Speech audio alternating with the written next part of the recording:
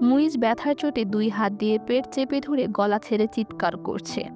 ওর সামনে দাঁড়িয়ে থাকা 12 বছরের ছেলেটি ছেঁড়া টি-শার্টের হাতায় নাক থেকে গড়িয়ে পড়া রক্ত মুছে হাতে থাকা টেনিস র্যাকেটটা দিয়ে আবারও পুরো শক্তি লাগিয়ে মুইজের পায়ে মারে। মুইজের গলা দিয়ে এবার গগন বিদায়ী চিৎকার বেরিয়ে এলো। এবার ও ব্যথায় পুরো সোজা হয়ে যায়। চোখ বড় বড় করে অবিশ্বাস্য ভঙ্গিতে নিজের চেয়ে 2 বছরের ছোট ভাইটার দিকে তাকালো, যে কোনো রকম ভয় আর জড়তাহীন ওকে সেই র্যাকেট দিয়ে মারছে যা কিছুক্ষণ আগে ও ছোট ভাইকে মারতে এনেছিল। এই সপ্তাহে ওদের মাঝে হওয়া এটা তৃতীয় ঝগড়া। প্রতিবারই ঝগড়া শুরু করেছিল ওর ছোট ভাই। ছোট ভাইয়ের সঙ্গে ওর সম্পর্ক কখনো ভালো ছিল না। ছোটবেলা থেকে হওয়া ওদের এই ঝগড়া কিছুদিন আগ পর্যন্ত শুধু মৌখিক কথাবার্তা এবং হুমকিতে সীমাবদ্ধ থাকলেও ইদানিং হাতাহাতিতে নেমে এসেছে ওরা। আজকেও একই ঘটনা ঘটল। 2 ভাই একসাথে স্কুল থেকে ফিরেছে ওরা। গাড়ি থেকে বেরিয়ে ছোট ভাই খুব তেজের সাথে ডিকি থেকে নিজের ব্যাগ টানছিল যখন মুইজ ওর ব্যাগ বের করছিল। ব্যাগ বের করার সময় ছোট ভাই ইচ্ছে করে ওর হাতে জোরে ঘষা দেয়, যার দরুন মুইজ ব্যথায় খেকিয়ে উঠল। তুমি কি অন্ধ হয়ে গেছো নাকি? ছোট ভাই নিঃশব্দে ব্যাগ তুলে শান্ত ভঙ্গিতে ভেতরে যাচ্ছিল। মুইজের চিৎকার শুনে একবার ঘুরে তাকিয়ে যথারীতি লাউঞ্জের দরজা খুলে ভেতরে পা বাড়ায় ও, যা দেখে মুইজের দেহ মনে আগুন জ্বলে ওঠে। মুইজও পেছন পেছন জোর কদমে ভেতরে আসে। তুমি আমার সঙ্গে আবার এই ধরনের কিছু করলে আমি তোমার হাত ভেঙে দেব। ছোট ভাইয়ের কাছে এসে গর্জে উঠল ও। ছেলেটি কাঁধ থেকে ব্যাগ নামিয়ে 2 হাত কোমরে রেখে বলল, আমি এমনই করব। তুমি কি করবে? হাত ভাঙবে? সেই সাহস আছে তোমার? সাহস আছে কি এটা তো আমি তোমাকে তখন বোঝাবো যখন তুমি একই আচরণ আমার সঙ্গে আবার করবে, বলে মুইজ নিজের রুমের দিকে পা বাড়ায়। কিন্তু ছোট ভাই পেছন থেকে ব্যাগ টেনে মুইজকে থামতে বাধ্য করে। না, তুমি এখনই বোঝাও আমাকে। মুইজের ব্যাগ তুলে দূরে ছুঁড়ে মারে ছেলেটি। মুইজের চেহারা রাগে লাল হয়ে উঠল। নিচে পড়ে থাকা ছোট ভাইয়ের ব্যাগ তুলে ও নিজেও অন্যদিকে ছুঁড়ে মারে। ছোট ভাই এক মুহূর্ত দেরি না করে মুইজের পায়ে লাথি মারে। জবাবে ও পুরো শক্তি দিয়ে ছোট ভাইয়ের মুখে ঘুষি মারে, যা গিয়ে ছেলেটির নাকে লাগলো। পরক্ষণই নাক থেকে গল গল করে রক্ত পড়তে শুরু করলো। কিন্তু এত ভয়াবহ আক্রমণের পরও গলা দিয়ে কোনো শব্দ বের হলো না ছেলেটির, বরং মুইজের টাই টেনে গলা চেপে ধরার চেষ্টা করলো। জবাবে মুইজও ছোট ভাইয়ের শার্টের কলার ধরে টান দিল। ছেলেটির কানে নিজের শার্ট ছিঁড়ে যাওয়ার শব্দ আসে। সুযোগে পুরো শক্তি দিয়ে পেটে ঘুষি মেরে ছোট ভাইয়ের হাত থেকে মুইজ ওর গলা ধরে রাখা টাই ছুটিয়ে নেয়। দাঁড়াও, এখন আমি তোমাকে হাড় ভেঙে দেখাচ্ছি। বক বক করে লাউঞ্জের এক কোনায় পড়ে থাকা একটা র্যাকেট নিয়ে আসেও। সেটা দিয়ে ছোট ভাইকে মারার চেষ্টা করলেও পরক্ষণে র্যাকেটটা ছোট ভাইয়ের হাতে চলে যায়। ছেলেটি এত দ্রুত হাত ঘুরিয়ে র্যাকেটটা মুইজের পেটে মারল যে ও নিজেকে সামলানোর বা বাঁচানোর কোনো সুযোগ পায়নি। আর এখন তো একে একে ওর কোমরে, পায়ে সেই র্যাকেট দিয়ে মারছে ছোট ভাই। কোলাহল শুনে ভেতর থেকে ওদের বড় ভাই রেগে লাউঞ্জে বেরিয়ে আসে। কি সমস্যা তোমাদের? বাড়িতে এসে হাঙ্গামা শুরু করে দাও। বড় ভাইকে দেখে ছেলেটি মারা বন্ধ করে হাত থেকে র্যাকেট নিচে নামিয়ে ফেলল। আর তুমি, লজ্জা করে না তোমার বড় ভাইকে মারতে? চোখ ছেলেটির হাতের র্যাকেটের দিকে। না, করে না, ভীষণ গোয়াতুর্মির সঙ্গে উত্তর দেয় ছেলেটি। হাতে থাকা র্যাকেটটা একপাশে ছুঁড়ে খুব নিশ্চিন্ত ভঙ্গিতে দূরে পড়ে থাকা নিজের স্কুল ব্যাগ তুলে ভেতরের দিকে পা বাড়ায় ও। সিঁড়ি বেয়ে উঠতে থাকা ছোট ভাইয়ের দিকে তাকিয়ে মুইজ জোরে বলল, তোমাকে এর ফল ভোগ করতে হবে। ব্যথায় এখনো পা ঘষছিল ও। Sure, why not? এক অদ্ভুত হাসি হেসে ছেলেটি শেষ সিঁড়িতে থেমে বলল, একটা কাজ করা উচিত, পরের বার ব্যাট নিয়ে এসো। টেনিস র্যাকেট দিয়ে মেরে তেমন মজা পাইনি, তোমার একটা হাড়ও ভাঙল না। মুইজ জ্বলে বলে উঠল, নিজের নাক সামলাও, ওটা নিশ্চয়ই ভেঙেছে। ছেলেটি চলে যায়। মুইজ জ্বলন্ত চোখে সিঁড়ির সেই অংশের দিকে তাকিয়ে থাকে যেখানে কিছুক্ষণ আগে ওর ছোট ভাই দাঁড়িয়েছিল। দ্বিতীয় সারির প্রথম চেয়ারে জানালার পাশে বসে থাকা ছেলেটিকে মিসেস সামান্তা রিচার্ডস এই নিয়ে চতুর্থবার লক্ষ্য করলেন। ছেলেটি তখনও খুব উদাসীন ভঙ্গিতে জানালার দিকে বাইরে তাকিয়ে আছে। মাঝে মধ্যে ওর চোখ ফিরিয়ে এক নজর মিসেস সামান্তাকে দেখে আবার একইভাবে বাইরের দিকে তাকিয়ে রয়। ইসলামাবাদের একটি আন্তর্জাতিক স্কুলে মিসেস সামান্তা আজ প্রথম দিন এই ক্লাসে বায়োলজি পড়াতে এসেছেন। তিনি একজন ডিপ্লোম্যাটের স্ত্রী। কিছুদিন হলো স্বামীর সঙ্গে ইসলামাবাদ এসেছেন। টিচিং তার প্রফেশন। যেসব দেশে তার স্বামী পোস্টিং হয় সেখানকার দূতাবাসের সঙ্গে সংযুক্ত স্কুলগুলায় পড়ান তিনি। এর আগের বায়োলজি পড়ানোর শিক্ষিকা Mrs Marin scheme of work অব্যাহত রেখে ক্লাসের সাথে প্রাথমিক পরিচয় শেষ করে তিনি রাইটিং বোর্ডে হৃৎপিণ্ডের কাজ ও সঞ্চালন ব্যবস্থার ডায়াগ্রাম এঁকে তা বোঝাতে শুরু করলেন। ডায়াগ্রাম ব্যাখ্যা করার সময় প্রথম খেয়াল করলেন ছেলেটি বাইরে তাকিয়ে আছে। পুরনো টেকনিক অবলম্বন করে তিনি ওর দিকে চোখ স্থির করে পড়ানো বন্ধ করে দিলেন। ক্লাস জুড়ে নিস্তব্ধতা নেমে আসে, যা টের পেয়ে ছেলেটি মাথা ঘুরিয়ে ভেতরে তাকায়। মিসেস সামান্তার সাথে ওর চোখাচোখি হয়। একটু হেসে তিনি আবার লেকচার শুরু করেন। পড়ানোর ফাঁকেও কিছুক্ষণ যাবৎ ছেলেটির ওপর চোখ রাখলেন তিনি।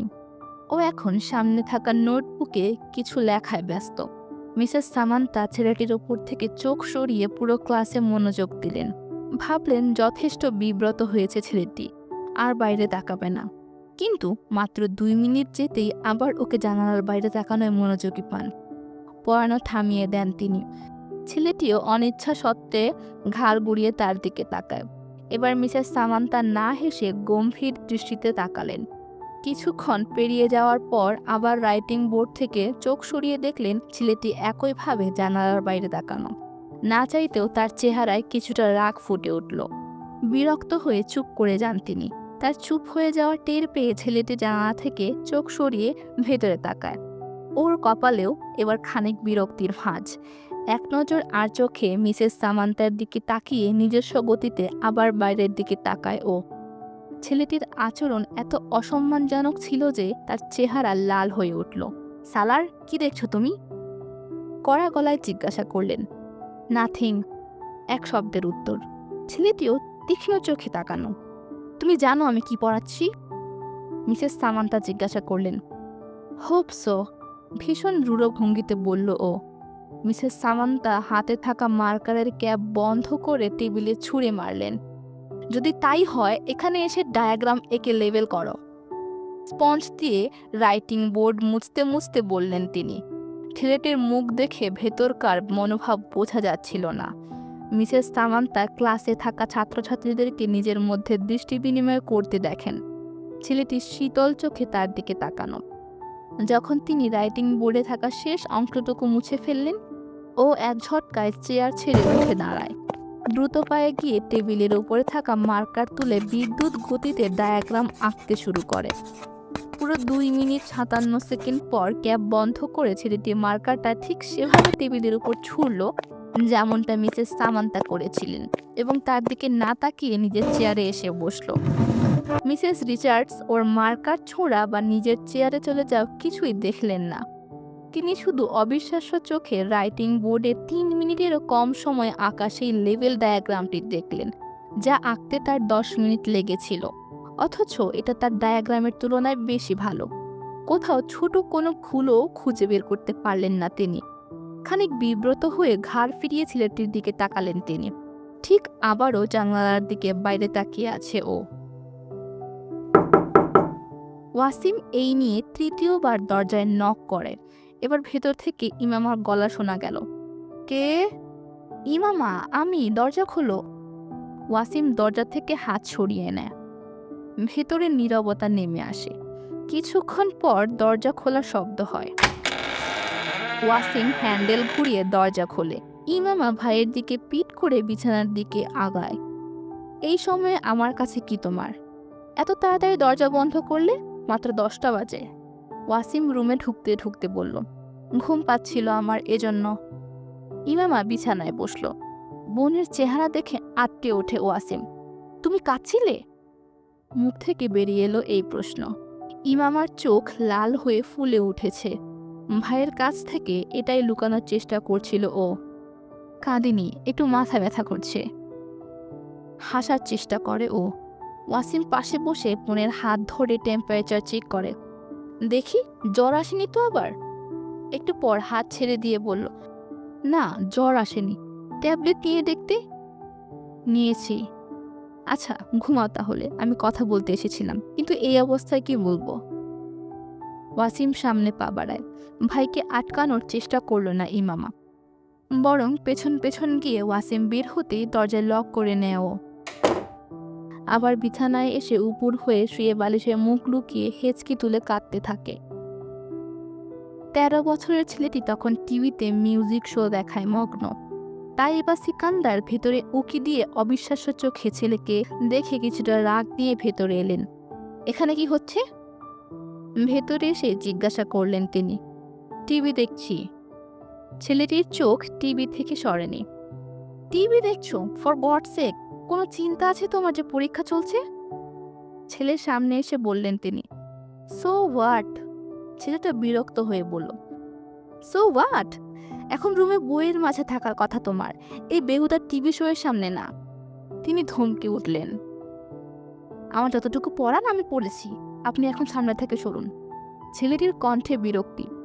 তারপরও উঠে ভেতরে গিয়ে পড়তে বসো। তিনি টিভির সামনে এসে নড়লেন না একটুও। না আমি এখান থেকে উঠবো, না গিয়ে পড়তে বসবো। আমার স্টাডি এক্সাম, আমার মাথা ব্যথা, আপনার না। যদি পড়াশোনা নিয়ে তোমার এতই মাথা ব্যথা থাকতো তাহলে এখন তুমি এখানে বসে থাকতে। Step aside. ছেলেটি মায়ের কথা অগ্রাহ্য করে অভদ্রভাবে হাতের ইশারায় সরতে বলে। তোমার বাবা এলে তার সাথে কথা বলবো আমি। তিনি হুমকে দেওয়ার চেষ্টা করলেন। এখনই কথা বলুন, কি হবে? পাপা কি করবে? যখন বলছি যতটুকু প্রস্তুতি নেওয়ার আমি তা নিয়েছি, তাহলে আপনার সমস্যা কোথায়? এটা তোমার বার্ষিক পরীক্ষা, মাথায় রাখা উচিত। তিনি হঠাৎ গলায় সুর নরম করে বললেন।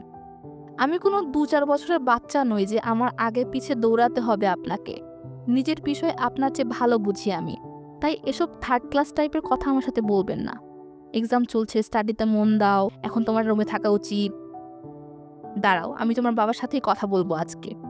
What rubbish! ছেলেটি সোফা থেকে উঠে দাঁড়িয়ে হাতে থাকা রিমোটটা সামনের দেয়ালে ছুঁড়ে মেরে সশব্দে পা ফেলে রুম থেকে বেরিয়ে যায়। তাইবা সিকান্দার কিছুটা অসহায় বোধ, কিছুটা আতঙ্ক নিয়ে রুম থেকে ছেলে চলে যাওয়া দেখেন।